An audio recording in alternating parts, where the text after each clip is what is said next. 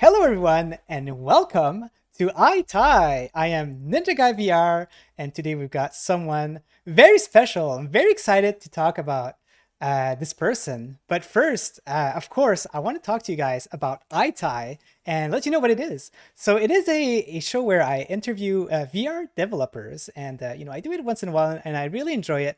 And I always tell myself, how do I stand out in this show? Well, how do I stand out is that I wear a tie. Yes. Today I am wearing my green controller tie. Last time I did an interview, I had another green tie, but this is a different one. I enjoy them all. I need to buy some more at some point. I do have a nice variety, but yeah, this is the one I'm wearing today. All right, so before we introduce to our guest today, I'm just going to say hi to the chat. We've got Kalia. Welcome to the stream, my friend, and congratulations on all of the new subscribers that you got. It's very impressive, but it's very well deserved. Congratulations. And then we've got Rebelica. Rebelica has done some nice goals this year for her YouTube channel. So yeah, let's hopefully you can get that achieved. All right, so without further ado, let me guys introduce you to our good friend Avi Winkler. How are you doing, my friend? I'm good. How are you? I'm doing good, thank you. We've got some, very interesting conversation before going live. I'm already learning a lot of interesting stuff, so I didn't want the chat to miss out, so I had to go live. But for the people who don't know you, Avi, can you tell us, what's your role over at Human for the game Human Within? I'm creative director at Signal Space Lab, which developed Human Within in a co-partnership with Actrio Studios in Germany.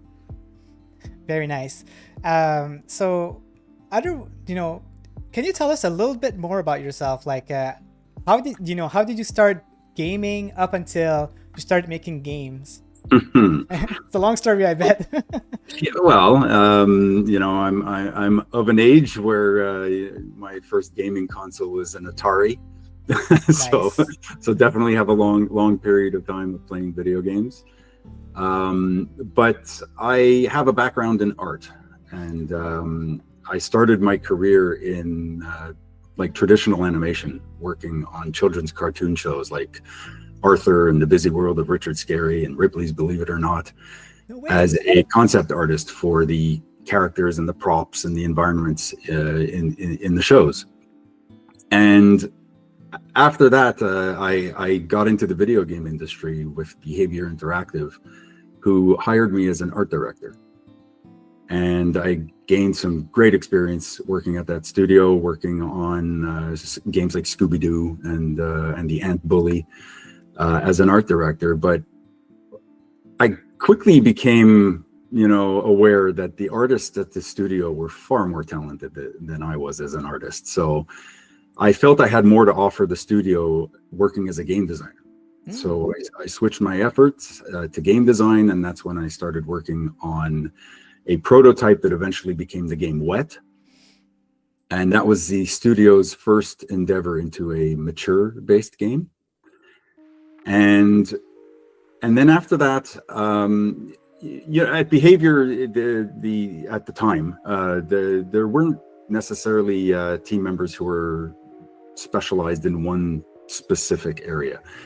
Game designers worked on the narrative and worked on the scripts and the storytelling and all that. So I not only developed skills and experience in game design and level design, but also in narrative. So that eventually brought me to work as a narrative designer on Thief at IDOS Montreal. And, bringing my game design background to the studio, I was able to also learn new skills by working on a game that had stealth mechanics in it, while also working on the narrative. So narrative with stealth mechanics and blending the two. And then that brought me to Mankind Divided, Deus Ex Mankind Divided, which also had stealth. And working on the narrative with stealth, but now with choice dialogue wheels and branching gameplay and storylines with multiple endings. So that brought in that experience. And then eventually I moved with my family to Vancouver, British Columbia, to work at the Coalition. A fellow Canadian, got it. Yeah. And I worked on the narrative for Gears of War 5.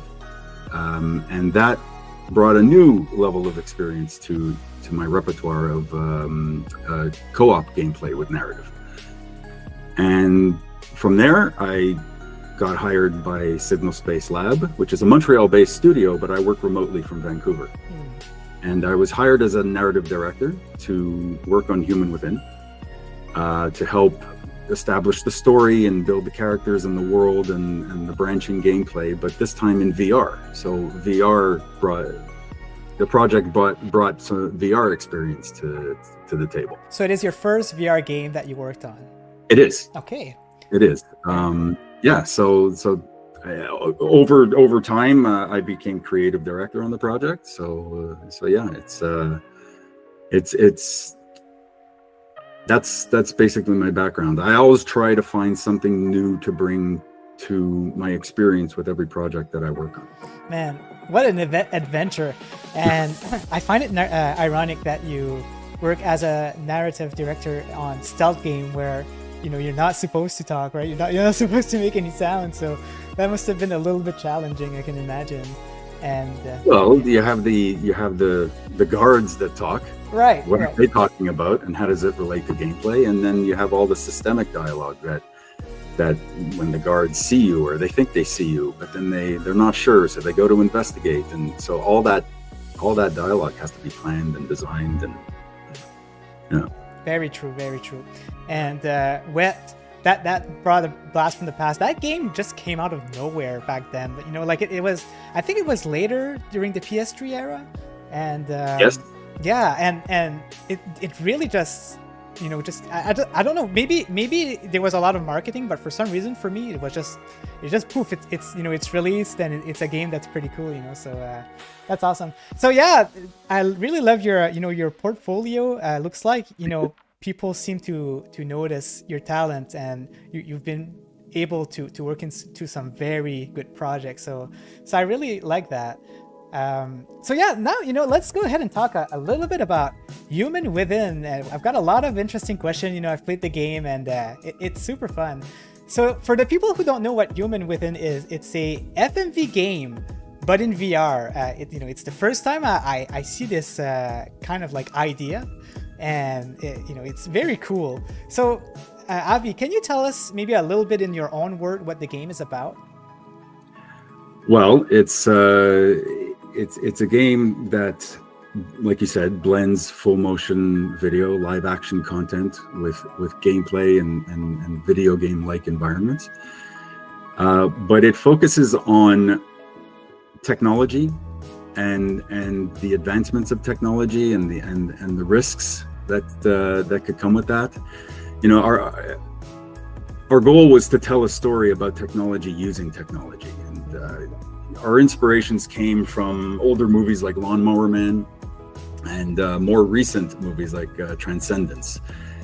And, you know, especially living in a time when new technology is being developed at an exponential rate, you know, especially with the rapid advancements of AI. So we wanted to focus our story on technology, but explore the concepts of ethical concerns behind the technological advancements, but with a story that didn't solely focus on the risks. Interesting. And so, does the game happen in the future, or, you know, is it in an alternate universe? Yeah, it's not in the future. I mean, it's in the. I guess you can say the near future. Okay. But, you know, like I said, with the advancements of AI and Neuralink and you know, technologies like that are in development now, it's not so far-fetched to have this kind of technology, this fictional technology that's in Human Within, to become a reality, you know, very soon. That's true. So it doesn't take place in the future. It's in the now. But the story is told in two different forms, well, three different forms with the point cloud sequences. But the internet space scenes where you're in a digital void and you have screens in front of you that have multiple different camera angles of the scenes that are going on in the real world, those scenes take place in, I would say, relatively real time. as you progress from scene to scene. It's a story that takes place relatively in real time.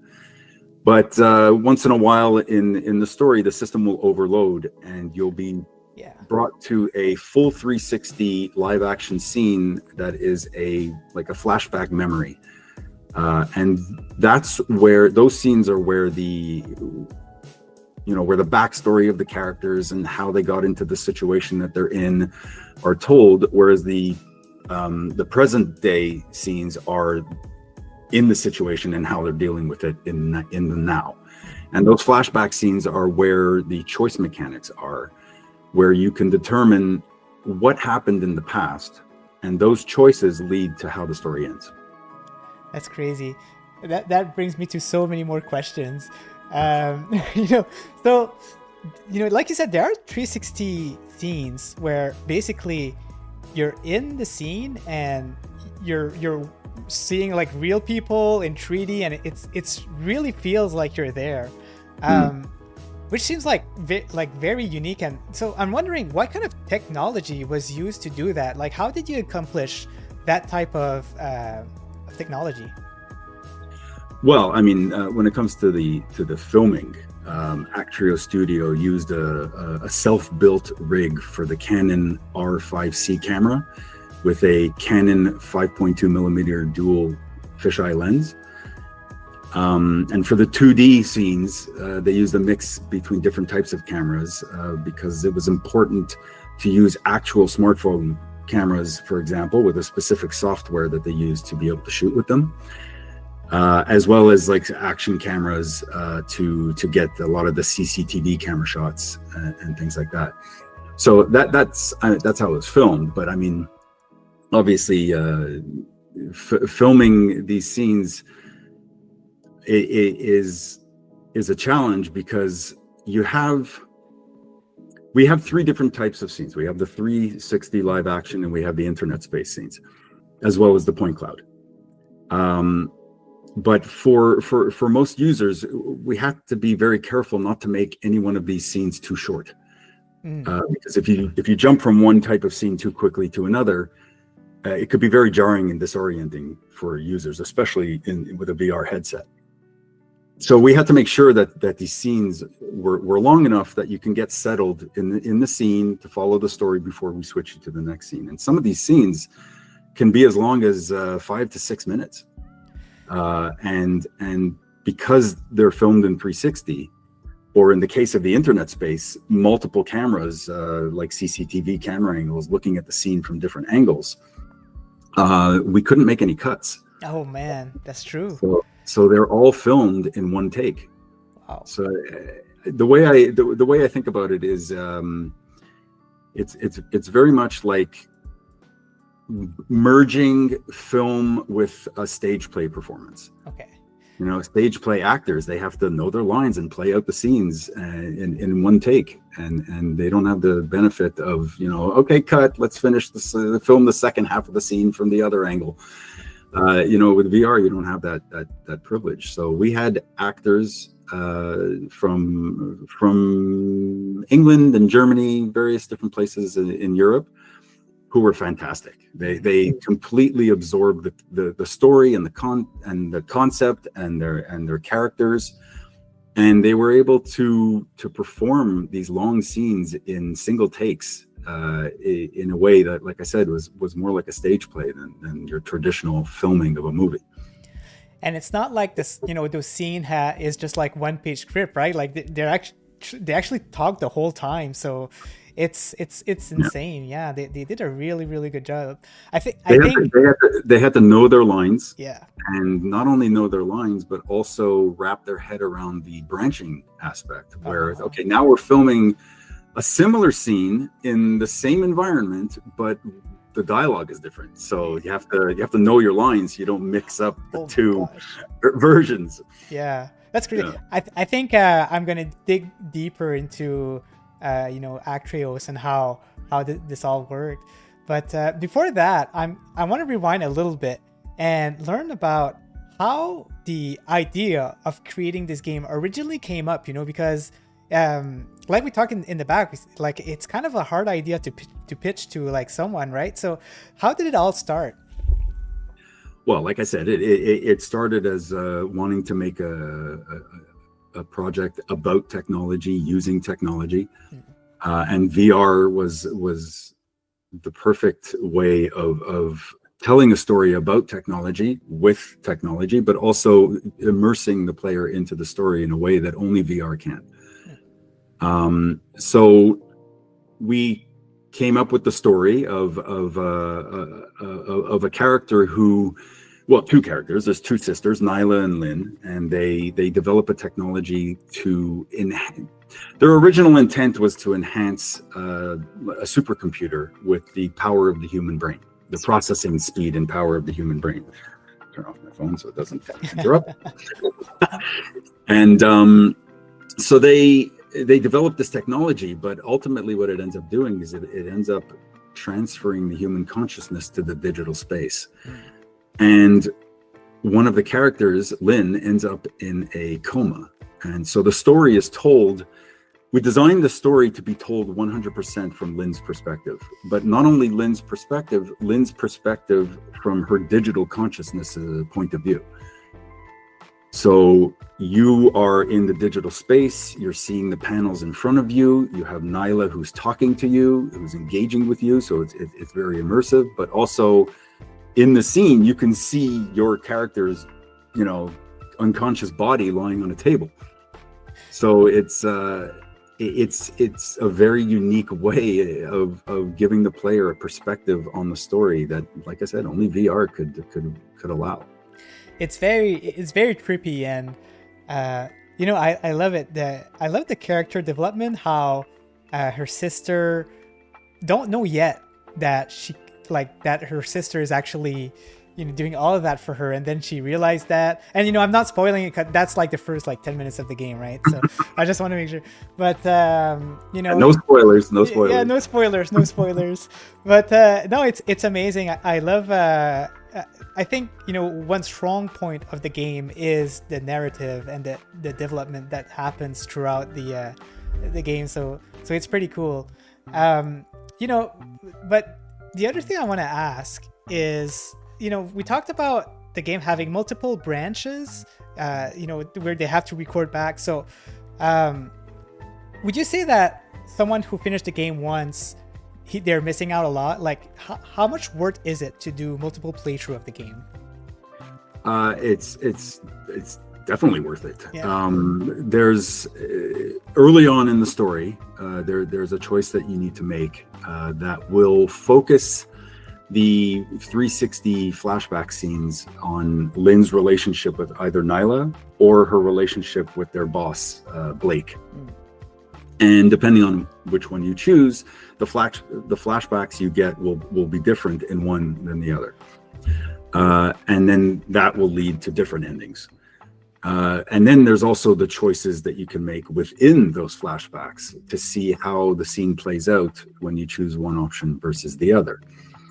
And those choices, they come together in the end to play out with one of the 5 different endings that the story has to offer. So it's definitely worth it to play it again, because you not only get to see the 2 different relationships, Lin's relationship with her sister Nyla and their boss Blake, but also you get to gain some additional insight into some of the characters' motivations and behind the situation that they're in. That's interesting. So I don't know if you're allowed to say that, but can you tell us how many endings there are, or is that us to figure out? There are 5 different endings. Oh my gosh, that's a lot of branches. A lot of branches. I mean, we originally planned for 8. 8? Oh my gosh, wow. But when it came to the writing phase and we started writing these scenes, we very quickly realized that some of the endings were starting to bleed into one another and they were losing their effect. So we made the conscious decision of reducing it down to 5 so that we can have 5 different endings that are truly different from one another. That makes a lot of sense. That's good. You can't always put everything that you want in there, right? Like you got to put some cut in. So That's Sometimes cool. less is more. Yeah, exactly. Maybe you will be able to put it on the Human Within 2, the sequel. Yeah. So, I'm kind of curious. In your opinion, would you say that Human Within is a game or an experience, or how would you describe the game? The game, or this application. Well, I would say it's a bit of both, Hmm. really. And there's a growing demand for long form narrative based experiences in VR, Yes. especially with live action. Most VR experiences in live action are short; they're maybe 5 to 20 minutes long max, and maybe typically documentary style content.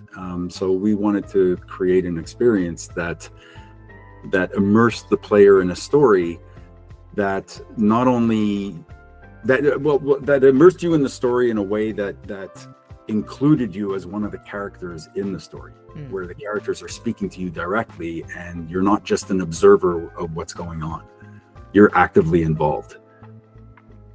I see. So yeah, Well, like is it a game or a film? It's a bit of both, but obviously because of the live action content, it tends to have a film vibe. But it's a live action film in VR with interactive gameplay features. that's a good way to say it. That's a good summary. And now that I've played this type of game for the first time, I want to see more. I want to see other people. I hope that people see what you guys have done, and that we see other projects like that, because it's very cool. And even on flat screen game, I'm a sucker for FMV games. A Contradiction, I think it's called. It was my favorite FMV game made by Tim Fallon. Mm. But anyway, that I really really enjoy them. So yeah, I hope that we get to see like a new trend with that coming in. Now, Yep. So I hope so. yeah, And Human Within definitely shows what's possible, and hopefully, like you said, it yeah, inspires other studios to bring this kind of content to VR. exactly.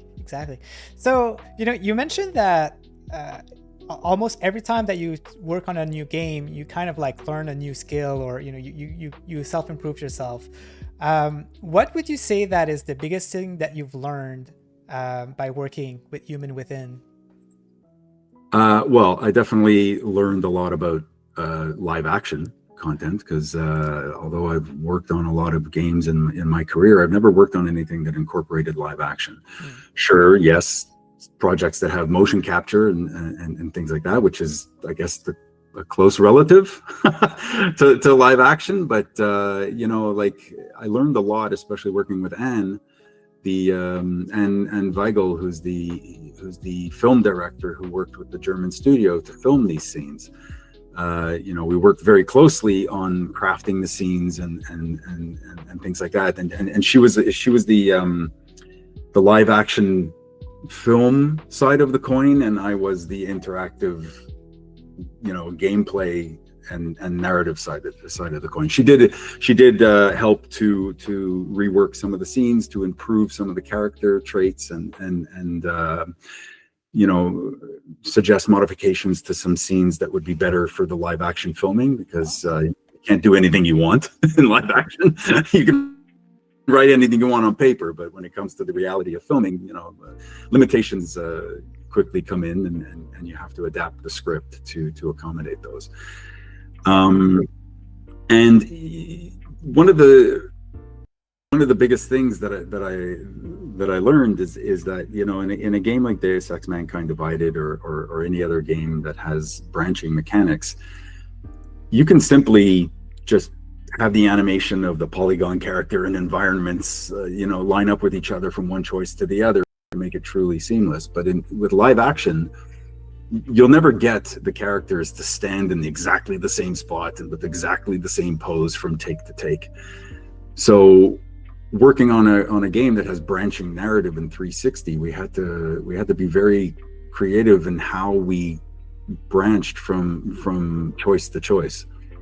Mm. Yeah, I feel like you're giving yourself like double or triple the work because there's just so many more aspects that you have to keep into consideration when that happens. So that makes a lot of Yes, sense. So, but it was important for us to do this project in live action, mm-hmm. because we wanted you as the player who's taking on the digital consciousness of Lynn. We wanted the project to be grounded in reality. Yeah. And all the advancements in polygon characters and environments is certainly getting better and better, but it's nowhere near as real as the real thing. So got it. So I'm not sure if this is going to repeat what you said, but I kind of got a questions towards that. So you're like a creative director for video game, and now you had to use your skills with the FMVs at the same time. So how did you plan out for the FMV and the gaming aspect to blend together so they can match the aesthetics and all of that? Does that make sense? Yeah, I think I'll do my best to answer that question. Well, like I said, we wanted the live action content because we wanted the experience to be rooted in a sense of reality. And when it comes to the filming the 2D and the 3D scenes, the production team at the Actrio studio did a fantastic job of giving the project a production value that was way higher than I expected, and that it certainly helps to marry the scenes together. Mm-hmm. The 360 with the 2D content on the panels, but in the digital void of the internet space scenes, we had to create an environment that this live action content on panels could fit in, that didn't feel like detached from one another. And one of the ways that we did that was creating a unique environment in the background. I don't know if you can see it on the footage that you have on the screen right now, but the internet space that we called it, it has like these cubes at the bottom of the environment, and then these data columns that are running up and down, and then at the top there's a mist, and that was designed almost to mimic the real world, where the data drives at the bottom are like the buildings of a city, and the data columns that's transferring data up and down is almost like rain, and the clouds up and above your head are literally clouds. Data clouds, and the real world representation of real world clouds. So you almost feel like you're a powerful being looking over a city and having access to digital information that makes you almost like a superpower. Yeah, I almost feel like I was part of the machine. You know what I mean? Like I was in the machine, controlling what I wanted. It was cool. And something really, really cool, I gotta say, is, so as you can see right now, there's the main screen, but you can see on the sides the other characters, what they're doing. There was one guy who was sneaking around, and is he still there? Then you're looking, oh yeah, he's still there waiting for you to do something. Yeah. So it's just not just the one screen. The way that environment was designed, we had to keep in mind that the audience that we were gonna have was most likely going to be more casual gamers who are interested in a deep narrative experience. But we had to be very conscious not to overwhelm the user.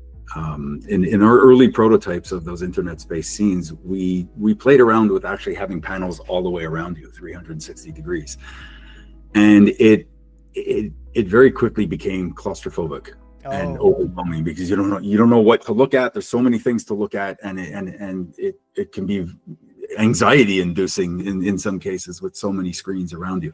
We do live in a day and age where people will watch TV while being on their phone and on their laptop, and so multi-purposing with screens is not necessarily something that's completely foreign, but we couldn't put tons of screens around you. It was too much. So we kept the screens to a forward-facing hemisphere, so that as the user, you don't really have to look around you can to soak in the whole environment, but everything that's important is going to be more or less in front of you. Okay.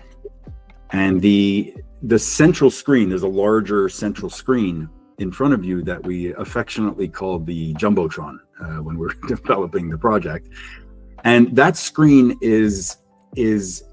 it's a larger screen that has an edit of the scene that's running in real time of camera angles that it's made up of camera angles that are on the panels all around you. And you'll have some users that even having just the screens in front of you in your forward facing hemisphere, even that can be overwhelming. So we designed it in such a way that if you just focus on the Jumbotron, you'll get everything you need, except for points where you need to interact with a specific panel or solve a cube puzzle or what have you. But when it's time for you to just take in what's happening, you can just focus on the Jumbotron and you'll get everything you need. But if you're not so overwhelmed, then you can pay attention. Like you said, it's like, oh yeah, the guy's still moving around on the different camera angles, but you can also reach out and grab those panels. Oh, can you? That I didn't know. Yeah. That's cool. Yeah, you can reach out and grab those panels and like hold them to your face and like get a close-up of it, almost acting like you're the director of the scene because you're choosing what camera angles you want to focus on during the action. That's cool. I like that. And yeah, it's amazing. I like it because a moment of anxiety, they bring the big screen. The big screen is always the important stuff. So if you want to pay attention, there's that. But when there's a moment where you can maybe look around for something else, you can look. And there's some moments of anxiety. The guy is just waiting for you to do something, and you're just looking at it like, okay, we got to do something. This guy is like waiting now. Yeah. So yeah, it's I love it. It's insane. So just switch a little bit of subject. So for Human Within, if you were if there was something that you wish you could have added in the game, what would it have been? I think I mentioned the cube puzzles. Yes. We had a lot of fun developing them and putting together the ones that are in the story. But we got a lot of feedback while we were making it that they're fun and we should have a side mode that's just cube puzzles. Right, where cube puzzle after cube puzzle becomes more and more challenging and longer and more pieces and all that. But we, as much as we wanted to put that in the game, the main project and its story was so ambitious that we had to dial in our focus on getting the story made with the branching narrative that we put the cube puzzle mode on the side. So. Yeah, that makes sense. Maybe in the DLC, maybe we'll see some more cube puzzles. I think there's a scene that's gonna start pretty soon where I take way too long to finish that cube puzzle. So that happens, but that's a nice thing. There's no time limit, so you can just take your time and work with it. So that's a cool thing. So I was talking to the marketing director of the game, Axel, and he told me that the game is coming soon to Steam, which is amazing. He also told me that there were going to be achievements. Are you allowed to, or I know you're allowed, but are you able to talk about some of the achievements that we'll see in the game? Absolutely. So there are a total of 21 achievements included. But I believe that Meta might be discontinuing the feature in titles moving forward. So, but the Steam version that we will be releasing in the near future will have the 21 achievements intact. So, as far as what kind of achievements there are some achievements based on skills, others based on being clever and finding the solution to a problem without going through all of the trials of finding it and not getting it right. But if you land on it right away and you get it in the first shot, then you can unlock some achievements that way.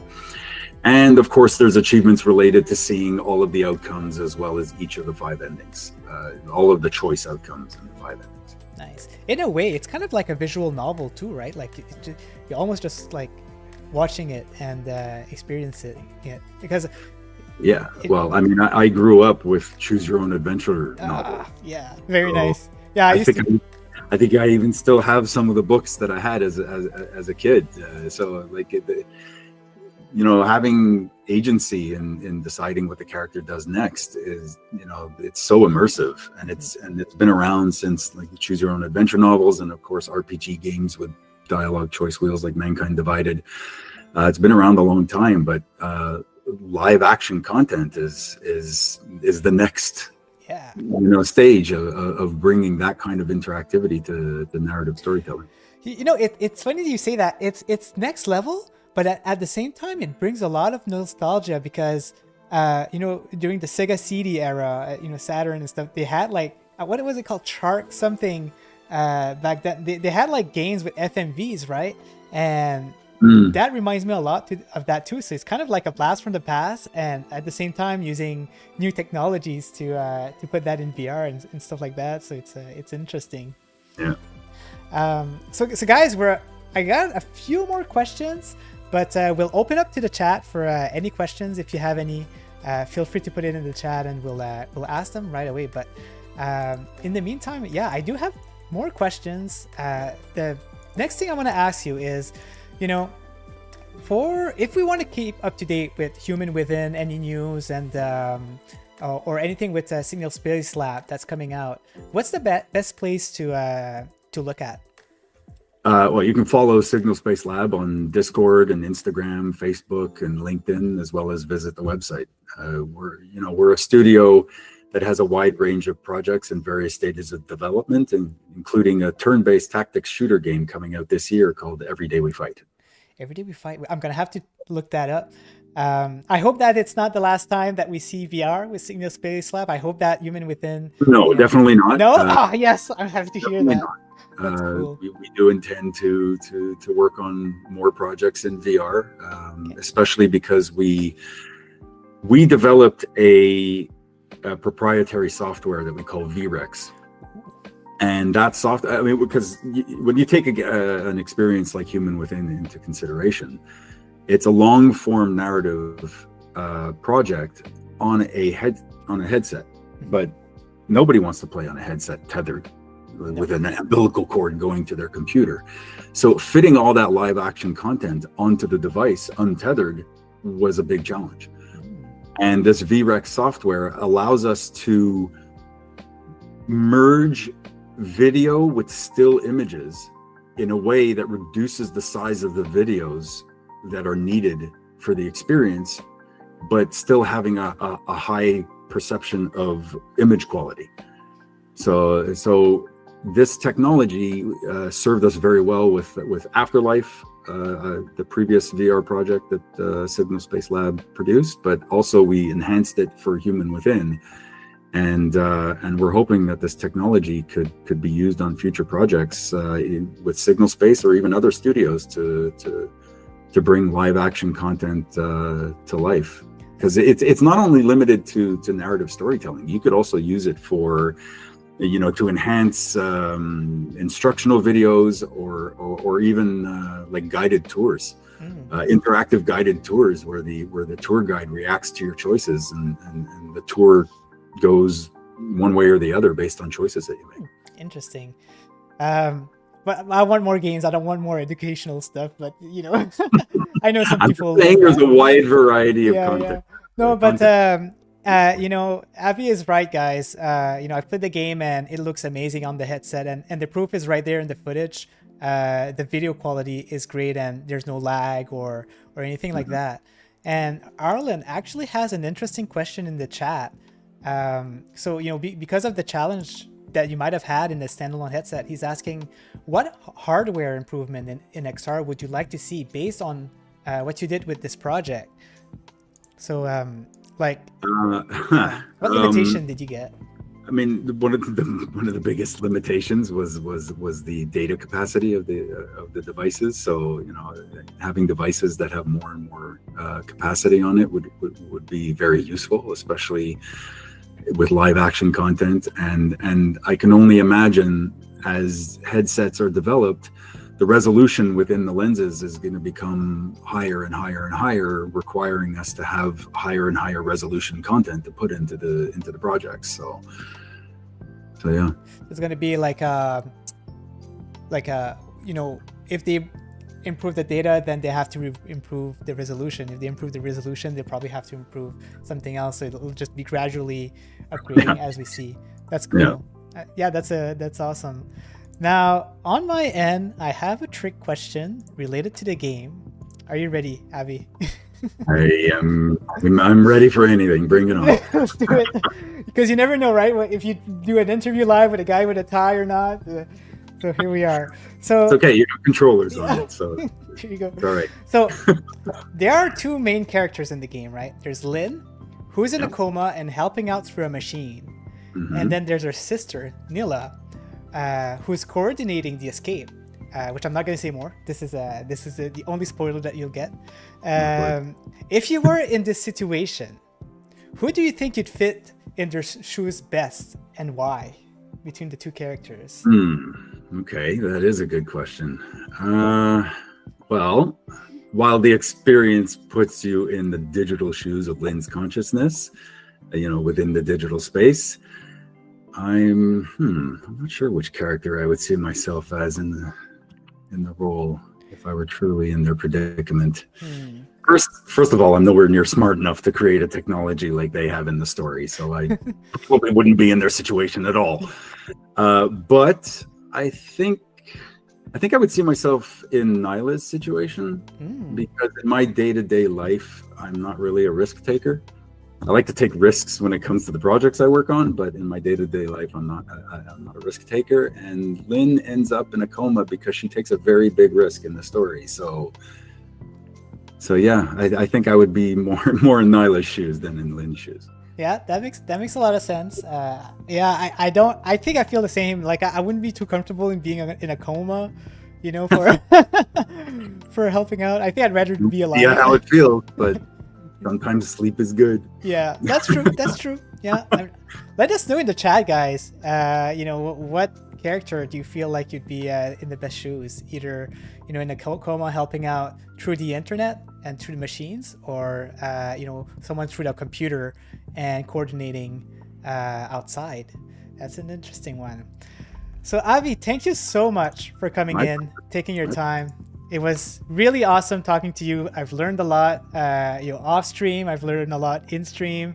You're an awesome person, and I wish you best for your next project. I know you're gonna nail it. Every project that I know you worked on, you nailed it. So I have no doubt.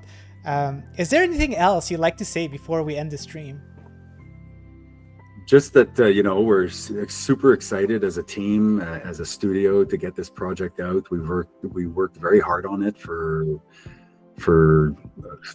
almost 5 years now. Oh, geez, it's been that long. Wow.